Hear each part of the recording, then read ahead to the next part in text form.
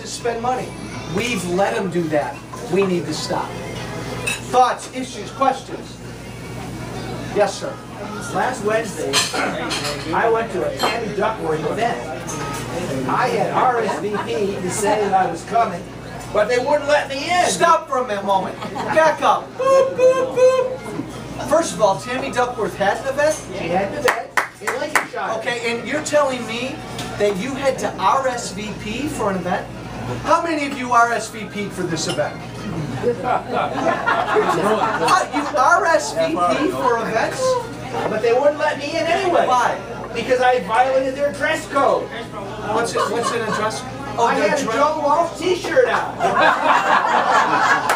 Wait a minute. You're telling me... I had a Joe Walsh like that lady has on and that lady. I had my Joe Walsh t-shirt on and they wouldn't let me in. Wait. They literally wouldn't let you in? They had police there, and a little girl about as big as your assistant, the one that's the figure skater, Aaron. A little girl about Aaron's size, a little bitty, 5 foot nothing, with a clipboard. But then they had like 6 cops standing right next to her to enforce whatever she said. And they wouldn't let me in. There were 100 pro-life people across the street protesting with all these signs, because this was a Planned Parenthood Tammy Duckworth event. But they wouldn't let any of us in. Look, guys, they had 37 people at their event. We had over 100. Yeah. Again, this isn't surprising. I won't take it personally. Don't take it personally. Look. Joe Walsh and Tammy Duckworth are doing 2 very different things to try to be your congressman or woman. I'm trying to put myself out there and meet as many people as I can.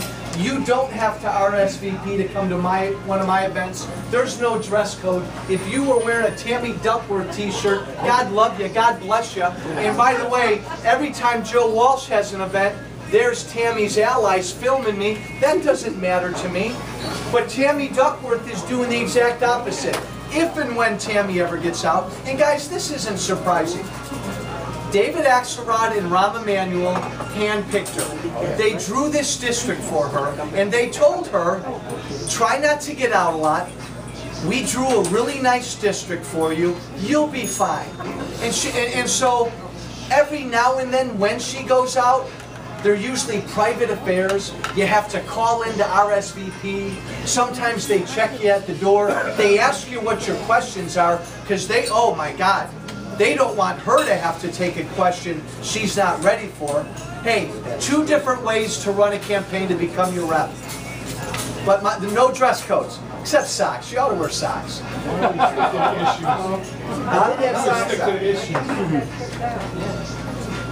That's what it should be about. Yeah, because all this bad mouthing people, that's not going to help us balance the budget. And you're right.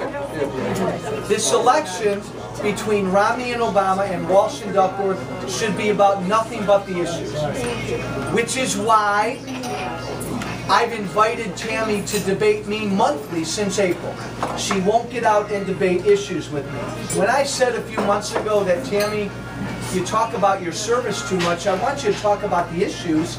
The point I was trying to make is this election's about the issues. That's all it should be about. That's all it should be about. All we need to hear from you about is what you're gonna, what your opinions are, what you're gonna do to help us with our Yeah, but I know, but it's more than that. You also have 2 people running to be your congressman or woman. You ought to know how they're campaigning. It may not bother you. Maybe you're okay with the way she's campaigning. I want to know what you're going to do when you get in office. Here's what I'm going to do when I'm going to get in office. Again, I'm going to cut your taxes. I'm going to repeal Obamacare. We are going to expand an energy policy so that we can actually be drilling for oil everywhere, exploring for natural gas, and we are going to do something about these entitlements. That's what is going to happen if you elect me. Hey, good. Now Period. Now you're on a roll. Oh. And if you want to know what Duckworth's going to do, you got to ask her. You find out. I'm not going to ask you what she's doing. Well, You're doing, you know. good luck trying to ask her. What about the pipeline? What about the pipeline? Yes. Are you for the pipeline? 190% for the Keystone Pipeline. And there are more projects after that that will help put Americans to work. Tammy's against the pipeline. President Obama's against the pipeline. None of this is difficult. You nailed it. I say a lot that this is a really important election. It's also, guys, this is a real easy election. Look at Walsh and Duckworth. I want to repeal Obamacare. She wants to expand it because it didn't go far enough. Look at taxes. I want to cut everybody's taxes. She wants to increase everybody's taxes. Look at energy. I do want to pass the Keystone Pipeline and a lot of other domestic energy projects. She won't allow them. The differences are clear. You decide. You all decide. Yes, ma'am. Regarding the Keystone Pipeline, I know that it got turned down, and Canada and China are talking about it. Is it too far gone? No, I think that right now, I think Canada's waiting till after the election. Good. And I think Canada right now is crossing every finger and toe they have that Romney will beat Obama. Right. Because the people in Canada, just like I think most Americans, especially most American businessmen and women, and I'm not talking about the big guys because I don't care about the big guys. Most small businessmen and women in this country are doing this right now. They're calling a timeout till after the election. They're scared to death with what Washington's doing. They're worried about all the uncertainty, and they have become convinced that this president does not like business, and I can't blame them. So every small business man and woman in this country is crossing their toes and their fingers that we can respectfully remove Obama from the White House. And if that happens, you're going to see the business community take off. You're going to see Canada that next day calling President Romney saying, "You ready for Keystone?" Absolutely. They're waiting. Good. Any updates on Fast and Furious? Wish I had good news. The committee I sit on, Oversight and Reform, formally filed their civil contempt. It's now in front of a judge in D.C. Much will depend on how quickly this civil court moves. Sometime, weeks, months, or a year or two, Eric Holder is going to have to provide documents. It's just a matter of how long. We don't get the Senate back this year. Aren't they voting for 1/3 of the senators? There are a bunch of, yeah. Okay, let's say, for example, we don't get the Senate back, but Romney gets elected. Is Harry Reid going to still stop all the things from being voted on that we want to vote on? It's a really good question. Because then we'll still be deadlocked. We'll be in the traffic jams and nobody can move. I think that if Romney wins, President Romney, and we keep the Republicans keep the House, and say Harry Reid and the Democrats still control the Senate, their numbers will be worse because they'll lose a few. But let's just say the Dems still control the Senate. Then I think Mitt Romney and the House Republicans are going to go to Harry Reid in the Senate and say, "Harry, you got to move on some things." And I think, guys, I really do believe after this election, you're going to see a lot of Democrats who are willing to compromise on things. Right now, they can't do anything because they can't go against Obama. But you'll see some Democrats in the Senate and the House who may even support repealing all of Obamacare and starting over with some simple common sense reforms like tort reform, letting people buy insurance across state lines. There may be the opportunity to deal with the Senate. If they don't, if it's total gridlock, we're just going to get whatever we can out of them.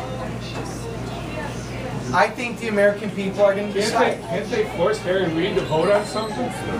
I mean, how can you just say, "Well, I'm not going to vote on it because I don't like the bill"? I mean, that's...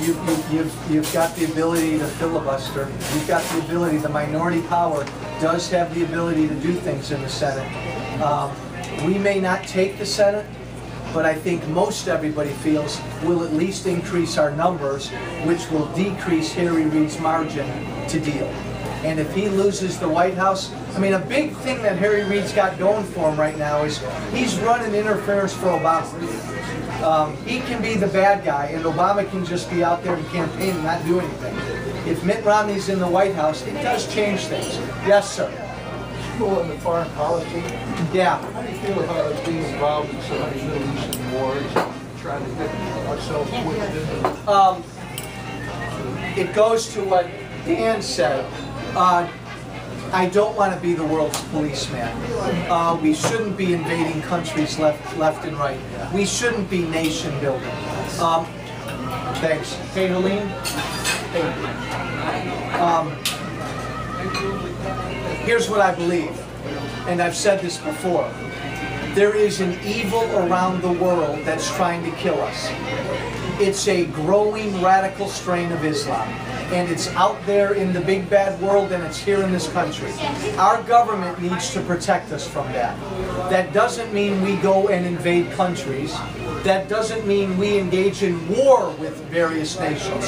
I want to defeat this radical strain of Islam, but I want to do it smartly and effectively, which is why I think we need to come home from Afghanistan right now. What we're doing in Afghanistan, I think, hurts us in this greater war on terror. Final point I'll make, Israel is our closest, dearest ally in the world. The United States will do anything and everything to stand by and defend Israel, and this president is not Israel's friend, period. Hey, Helene, can I get that? Thanks. Couple minutes, guys. Yes, sir. I want to know you were asked what you were going to do when you get in.